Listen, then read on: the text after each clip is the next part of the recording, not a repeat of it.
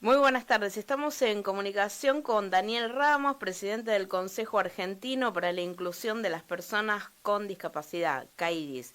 Muchas gracias por atendernos. Daniel, ¿cómo estás? ¿Qué tal? Un gusto, buenas noches. Sí, tardes, noches. Yo lo que pasa es que meriendo a las 8 de la noche, así que son buenas tardes. Pero bueno, Ah, bueno. eh, estamos realmente acá preocupados por el embate hacia ciertos aspectos que hacen a la salud de las personas con discapacidad, ¿no? Nuevos recortes. Hola, hola, perdón. Sí, que estamos preocupados por todos los recortes y todos los embates hacia las personas con discapacidad que se han anunciado y que vienen pasando, quita de pensiones o de prestaciones médicas desde hace un tiempo. Sí, no es solamente de prestaciones médicas.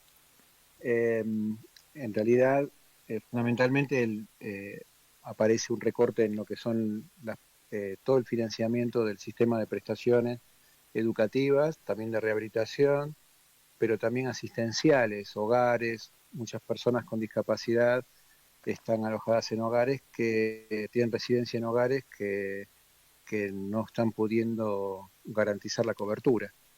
Eh, el nomenclador lo fija las autoridades nacionales y no la actualizan desde hace 8 meses. Entonces la situación es muy compleja. Por ejemplo, Vitra podría ser uno de esos hogares. Sí, Vitra y tantos otros hogares, asociaciones de padres que hay, fundaciones, eh, que no pueden sostener las prestaciones.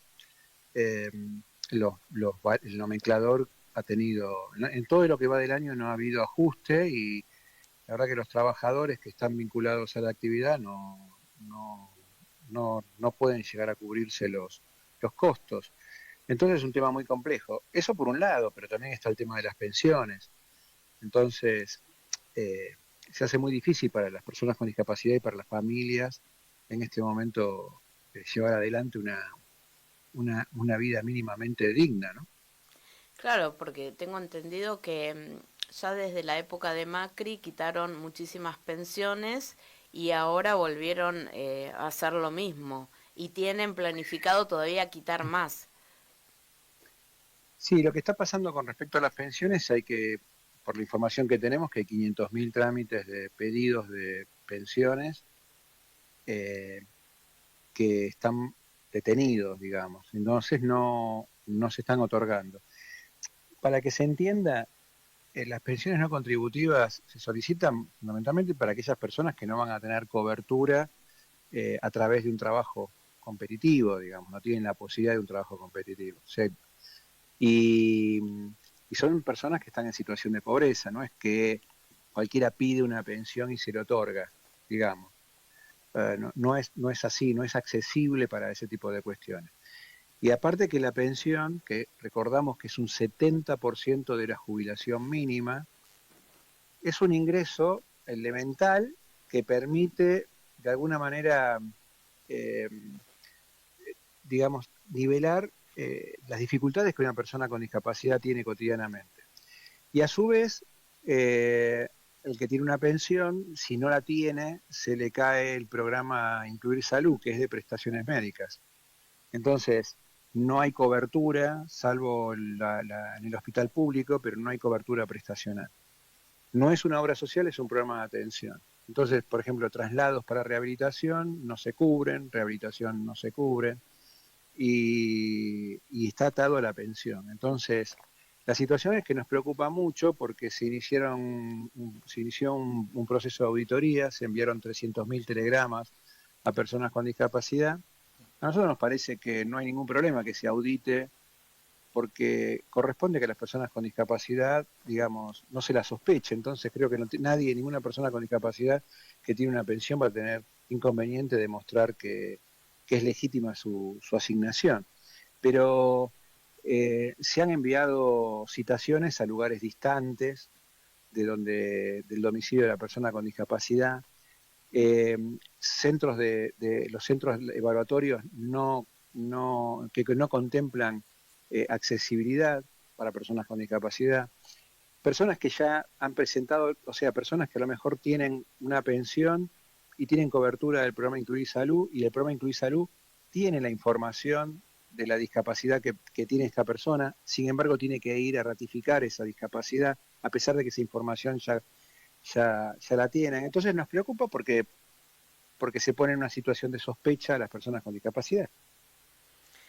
Claro, y además obstaculizan todo, porque la persona se tiene que movilizar para ir a dar de nuevo esa información al centro de atención que tenga, para ir a hacer el trámite. Y en Uh-huh. eso, si se trata de, obviamente, de personas pobres, todo eso implica un gasto también, porque seguramente se tienen que tomar una aplicación, no pueden manejarse Es que solos. los que tienen pensiones son personas en situación de pobreza. Por eso. Y Y entonces, por otro lado sabemos que el sí, país digamos, tiene una geografía particularmente diversa, entonces no es tan fácil acceder y muchas veces son niños y hay que llevarlos y trasladarlos. Y nosotros reiteramos, no es que estamos en contra de que haya una auditoría de control, porque hace más justo un sistema y transparente. Lo que nos preocupa es que se pone en sospecha al 80%, dicen, ya lo han afirmado funcionarios, que el 80% de las pensiones eran fraudulentas y el 80% de Claro. 1.200.000 pensiones es 1 millón de personas, o sea que hay 1 millón de personas que hicieron fraude. Es medio, los números parecieran increíble, ser ¿no? medios exagerados, ¿no? Eh, bueno, es In- eso, han salido con una campaña de que han otorgado una pensión con una radiografía de un perro y en realidad ese hecho no sucedió. Se ha demostrado que no sucedió, pero esa campaña ha sido dada desde el vocero presidencial. Entonces nos preocupa en una conferencia de prensa, nos preocupa porque pareciera ser que el problema del déficit fiscal que tanto nos preocupa como sociedad, pareciera que recae en las personas con discapacidad en situación de pobreza. Es un Cla- tema sí, que obviamente tiene que llamar la atención. claro, y además quien levanta esa información que es claramente pescado podrido no tiene cómo chequearlo. O sea, que 1 millón Sí. de personas hayan hecho fraude.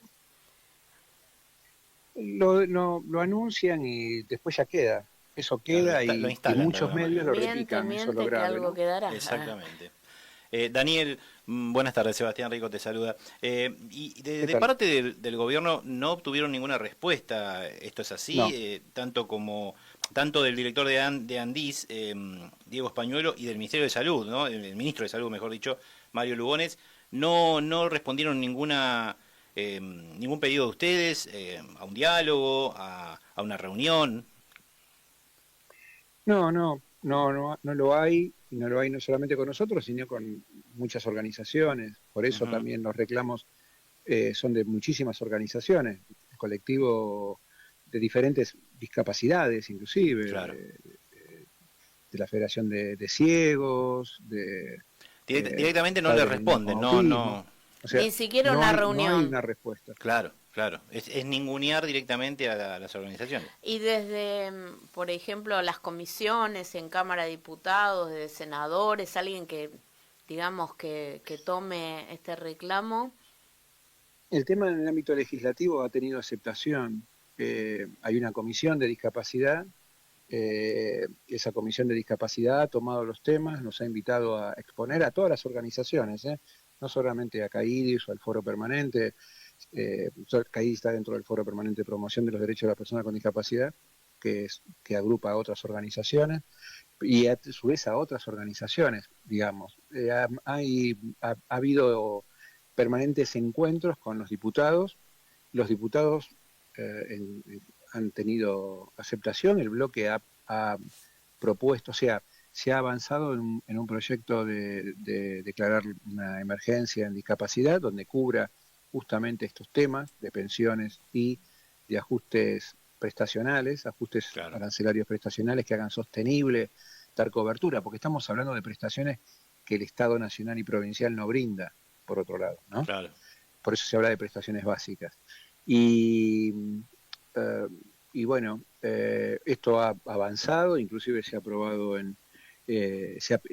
ha hecho un emplazamiento porque no lo trataba la comisión de presupuesto, ese pensamiento avanzó, salvo obviamente los diputados oficialistas. Esto ha tenido recepción positiva porque es muy sensible. El tema es que obviamente el temor de que esto sea vetado, de que esta ley sea vetada, claro, que lo que hace es de alguna manera dar un parche para que a una situación tan grave como la que estamos atravesando. Pero bueno, sí hay de parte de la legislatura, por lo menos de la Cámara de Diputados, ha habido mucha sensibilidad sobre este tema y acompañamiento, ¿no? Bueno, en este sentido ha sido positivo. Bien. Bueno, vamos a hacer seguramente el seguimiento de este tema que es tan importante y tan sensible y además, digamos, está contemplado dentro de los derechos humanos fundamentales. Además, ustedes van a hacer una movilización, ¿verdad? El día martes. Sí, el martes a las 10 frente al Ministerio de Salud hay una convocatoria para expresar, bueno, justamente la preocupación por lo que se está atravesando. Estamos hablando fundamentalmente de personas que no tienen otro tipo de coberturas, digamos. Entonces, cuando hablamos de sensibilidad, entender que siempre es como que hay muchas situaciones de vulnerabilidad, ¿no? Pero sí, las personas que están con discapacidad y sin cobertura, sin el paraguas de tener una cobertura social, dependen del programa Incluir Salud. Y hay muchas dificultades hoy para que esa cobertura se garantice. Que es una cobertura mínima y como dijiste, recién dijeron ustedes, es de derechos humanos, hay una convención que es obligatoria de cumplir, el Estado se comprometió a cumplir, el Estado lo ha firmado y lo han firmado todos los legisladores, o sea que es ley, y entre ellos garantizar, por ejemplo, una asignación para las personas con discapacidad, para garantizar educación inclusiva, para garantizar, o sea, no se pide para las personas con discapacidad más que se les garantiza a un ciudadano común. Pero convengamos que es muy difícil para una familia que tiene un niño con discapacidad en situación de pobreza garantizar, porque no es que vos tenés que pedir unos pañales por, a lo mejor, no sé, el tiempo que un bebé requiere de crecimiento y un momento deja.